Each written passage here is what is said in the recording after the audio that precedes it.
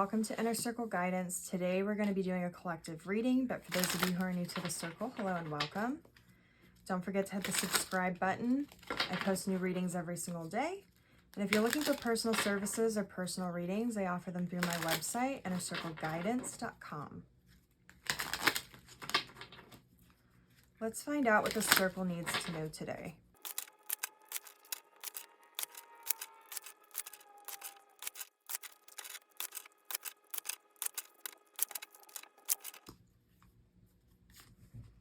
We have the Nine of Wands.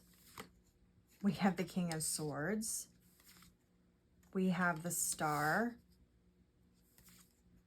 We have the Hierophant. We have the Queen of Pentacles. We have the King of Pentacles. Okay, so we have divine counterparts on the table. However, this is not a love reading. The reason I say that is because this is an elevation, because we have the King of Pentacles on the bottom of the deck and the Queen of Pentacles at the end of the reading. And since we have the Queen of Pentacles on the bottom of the reading, this is an elevation to the next tier. I've said it before and I'll say it again, that the King and the Queen of Pentacles are mastering your energy transactions, your time and your energy, where it goes, how it comes, how it receives, all these things. What's really interesting to me is that the first 4 cards that came out in this reading are all the same cards from the last 2 readings that we've done, which is really crazy because you saw how much I sat there and I shuffled the deck. To me, that states that this is not only building from a Queen of Pentacles energy to a King of Pentacles energy. This is the last 2 readings are building up to this. In that case, you may want to go back and watch the last 2 long readings that I have posted. The first one has to do with you don't need a tremendous amount of force in order for you to have a lot of success. The second one had to do with how to compound your energy through allowing instead of forcing, and through your masculine and feminine energies coming together as a team. To take all of that a step further now. So now what's interesting is this. Now that you've watched the last 2 readings, you've done the work. What I'm seeing is you've stepped over the line, because originally in the other reading, this card was in between the 2. So there was a fence between the masculine and feminine energies, and then the actual manifestation and wish fulfillment of the 2 coming together.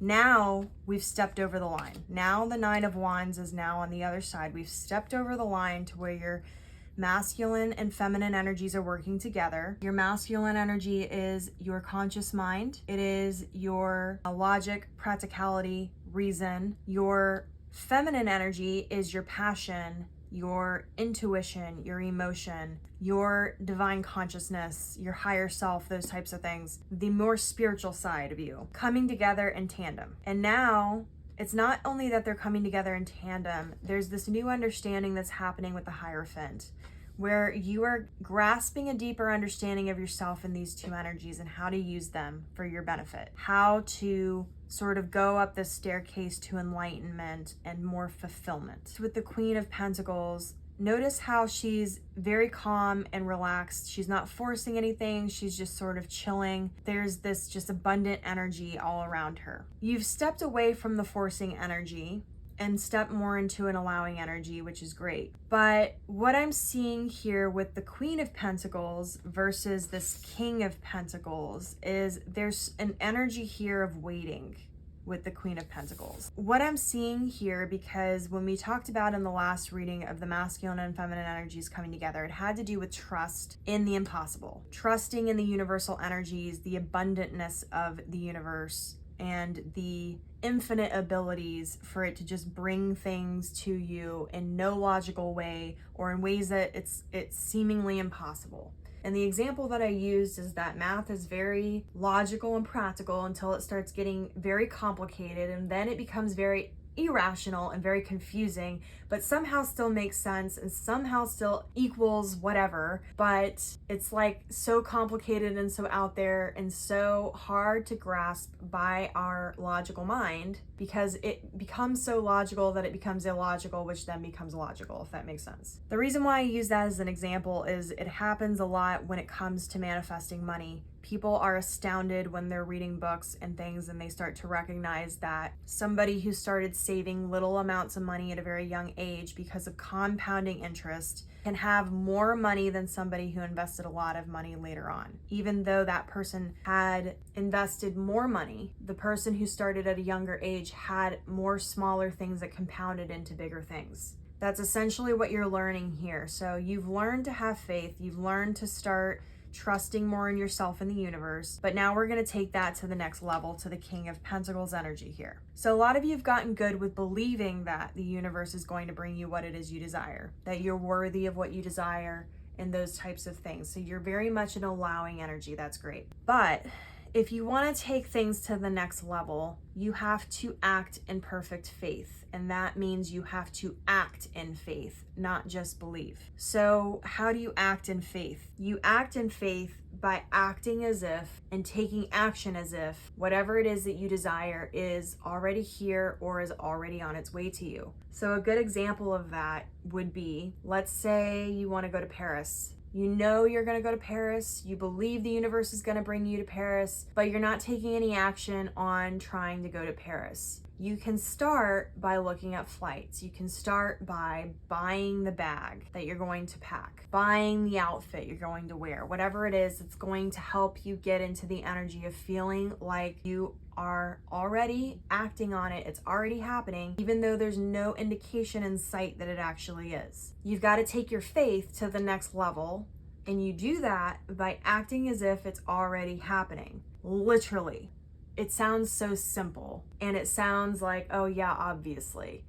But acting in faith is actually a lot more difficult than waiting and believing in faith. Believing it's going to happen is very different from acting as if it is happening. If you want to elevate to the next level, the universe is going to start showing you ways that you can act on faith instead of just waiting on faith and believing in faith. And it's going to teach you how to elevate things so that you're going to be a magnet for the things you desire, but you're also going to be able to build your material world. So for those of you who have really struggled with your career or struggled financially specifically, a lot of the blocks that are keeping you from your wealth or keeping you from your career path or whatever it is are going to be lifted, because there's going to be this understanding here that things don't always happen A equals B equals C, as in it goes in a straight line, and things aren't always logical. There is the ability for infinite things to happen. And a lot of you, the reason why you get caught up in the believing instead of acting on faith part is because you're worried about how it's going to manifest. Remember that the how is the divine part. That is for the universe to figure out. The universe only needs you to put the order in. Then the universe will take the pieces and put together the order for you. When you go to a restaurant, you don't go and tell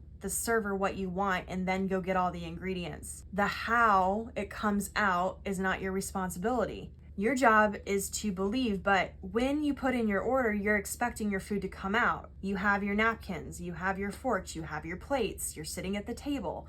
You don't put it in an order and then go drive off in your car. Your order wouldn't come, or you would miss it. I think you kind of get the point here, even though it's kind of a funny analogy, but that's what I mean when I say you have to act. It's not just about sitting at the table, it's about having the forks, having the plates, getting prepared, getting the sauces and the salt and the pepper or whatever it is that you know you're going to use when it arrives or when you are in the process of experiencing it. You've got to take the action in faith, not just the belief of it. You've got to take the action. So whatever it is that you are wanting next, what is the first action you can take in faith that's going to bring it to you? That's going to be the catalyst. We talked about this in the other readings, where it's like, here you are, the little spaceman in space, and you are then creating the energy that is pushing you in the direction that you want to go. The catalyst of the energy would be acting in the faith. So if you want to go to Paris, buying the bag. Buy the bag and suddenly there's a spark of energy. You start moving in the direction towards Paris. Okay, then maybe you start to slow down. What's the next thing you can do? Okay, maybe you need to look at tickets and understand how much it may cost to go to Paris.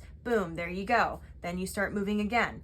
You kind of get my point here. You've got to keep compounding the energy, and you've got to keep the energy going. The more that you put your thought, your energy, your time, your emotion, your action behind the faith, that when you create that energy, you will then move in the direction you're going, that you want to be in. The more that you will head in that direction, the more that the energy will push you faster in that direction. Your job this week is to figure out the first thing that you can do to take action in faith. So that is going to be your affirmation for yourself. So I'm going to leave the reading here. Don't forget to like the video. I can't remember if I said that already. And as always, may your life be full of light, full of love, abundance, and gratitude. I'll see you next time.